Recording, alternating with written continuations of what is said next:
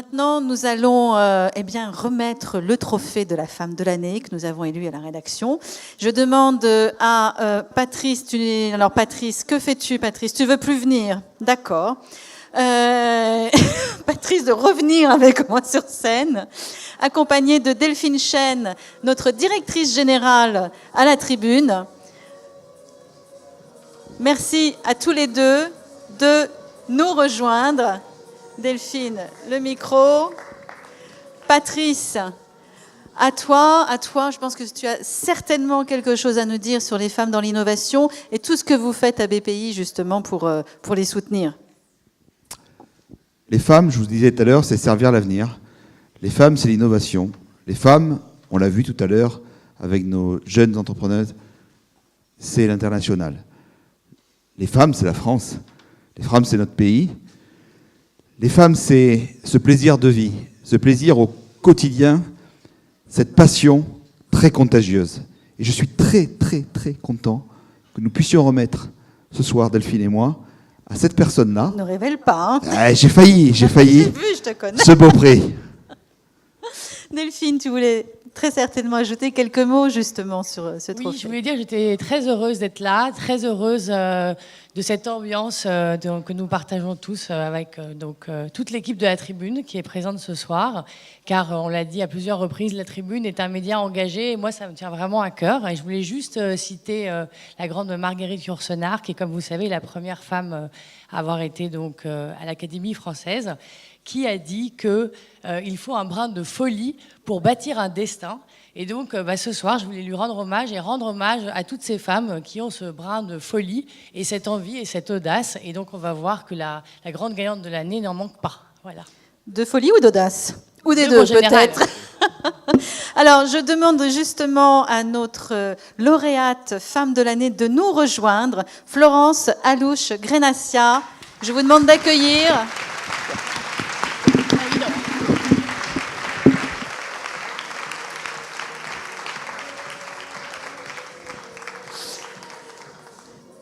Florence, merci vraiment beaucoup d'être là. Je suis vraiment ravie de vous accueillir parce qu'avant de vous donner la parole, moi je voudrais juste dire 2 ou 3 choses parce qu'on s'est parlé longuement. Laurence, il y a 16 ans, vous avez créé l'Office du transfert de technologie et des partenariats industriels de la PHP. Vous avez démarré toute seule. 16 ans plus tard... Vous aviez 15 personnes, parce que vous allez nous raconter l'histoire, mais vous avez quitté en 2016 cette aventure-là. Et grâce à cet office du transfert, vous avez déposé 900 brevets. Vous avez permis l'émergence de 70 startups et généré 27 millions d'euros de recettes annuelles. Alors déjà, rien que pour ça, moi je dis bravo. Et on ne doute pas un seul instant que la nouvelle aventure que vous avez entreprise l'année dernière, Sparing Vision, va décoller. Vous allez nous raconter un petit peu l'histoire et ce que fait Sparing Vision, parce que ça aussi, c'est très beau. Alors, vous n'avez pas de micro, comment ça se fait? Ça y est. D'abord, merci. Je suis extrêmement touchée. Je ne suis toujours pas remise de cette annonce. Donc, parce que je pense que en fait, toutes les femmes qui sont présentes et qui sont passées sur cette tribune méritent toutes d'être les femmes de l'année. En fait, c'est une reconnaissance pour un parcours peut-être, mais aussi pour un défi. Et puis, je dirais à toutes les femmes qui sont présentes qu'on est naturellement entrepreneur. La femme est entrepreneur de naissance puisqu'elle donne la vie. Et quelle est plus belle création d'entreprise que de créer de la vie? Et je dédie ce prix à mes enfants qui sont présents, mes 4 enfants. Et j'ai travaillé sans avoir de soucis pour mélanger la vie professionnelle et la vie personnelle. Je pense qu'en effet, plus d'hommes devraient comprendre que les réunions à 18h, c'est compliqué. Bon, bref, mais on y arrive. Et simplement dire un mot par rapport à ce positionnement de femme, je voulais en profiter pour le dire. Est-ce qu'une femme qui réussit et une femme qui deviendrait puissante dans une entreprise, ça serait différent parce qu'en fait, il faudrait qu'elle soit comme un homme. Alors, je revendique, et je l'avais dit à Valérie, le fait d'être complètement différente. On est rempli de différences physiques, physiologiques, émotionnelles, spirituelles. Mais ce sont ces différences qui nous enrichissent et qui nous permettent de construire ensemble. Alors, j'ai fait un énorme switch, en effet, puisque après 16 ans à l'assistance publique et avant dans l'industrie, j'ai choisi de porter un projet merveilleux.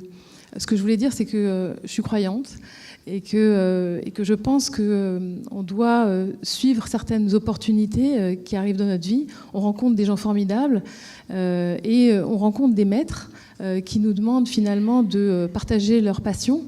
Et on va suivre ces passions, on va s'enrichir d'eux. Et finalement, tous les succès qu'on a dans notre vie, c'est, je crois, parce qu'on donne aussi et on fait attention à l'éthique. Et dans la recherche scientifique, et notamment puisque c'est mon domaine, j'ai valorisé beaucoup d'innovations qui ont permis de créer des nouveaux médicaments, des nouveaux dispositifs médicaux, et c'est ce que je fais aussi maintenant. On a une rigueur absolument incroyable, et je pense que l'éthique, et on parle beaucoup d'expérimentation animale, on est encore obligé de faire de l'expérimentation animale, le respect de l'animal, le respect de la vie, la moralité, l'éthique dans le développement des médicaments, c'est une valeur importante, et qu'on soit homme ou femme, on a besoin de les accompagner et d'y faire attention. Donc voilà, je vois les succès toujours comme un échange, comme une sorte de...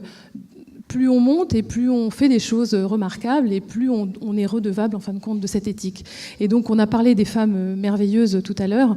Je dirais simplement que moi aussi je prends les exemples des grandes dirigeantes d'entreprises aux États-Unis, IBM, HP, PepsiCo, General Motors sont dirigées par des femmes, donc il y a de l'espoir. Bon, même si on reste quand même en dessous de 5% dans le classement de fortune des dirigeants d'entreprises sur la planète, bon, c'est toujours ces fameux en dessous de 5%. Et simplement je dirais que moi je suis ravie que BPI soit le partenaire de cette soirée, parce que BPI, en fin de compte, participe à quelque chose d'extraordinaire. Vous vous en êtes peut-être pas rendu compte, mais la France investit comme jamais dans l'innovation et la compétitivité. C'est remarquable. On l'avait vécu dans la valorisation avec plus d'1 milliard pour permettre justement la création d'entreprises innovantes. Et maintenant, la French Tech, la French Fab, le Health Tech. Et moi, je suis ravie d'avoir fait partie des 6 entreprises qui ont été sélectionnées pour participer à ce nouveau défi extraordinaire de BPI, d'accompagner l'entrepreneuriat dans la santé, pas seulement dans la tech, mais dans la health tech. Et on fait partie de donc Sparring Vision. C'est une start-up porteuse d'espoir que nous avons créée il y a 1 an et qui a un espoir dingue de permettre à des personnes qui sont atteintes de rétinite pigmentaire, vous avez entendu le Téléthon hier et on a un peu parlé de cette pathologie, donc c'est 40 000 personnes en France, 2 millions de personnes dans le monde, qui ont une pathologie qui évolue irréversiblement vers la cécité. Donc on a transféré dans cette entreprise 10 ans de recherche brillante de l'Institut de la Vision pour essayer de mettre sur le marché un médicament qui va permettre de soigner cette maladie.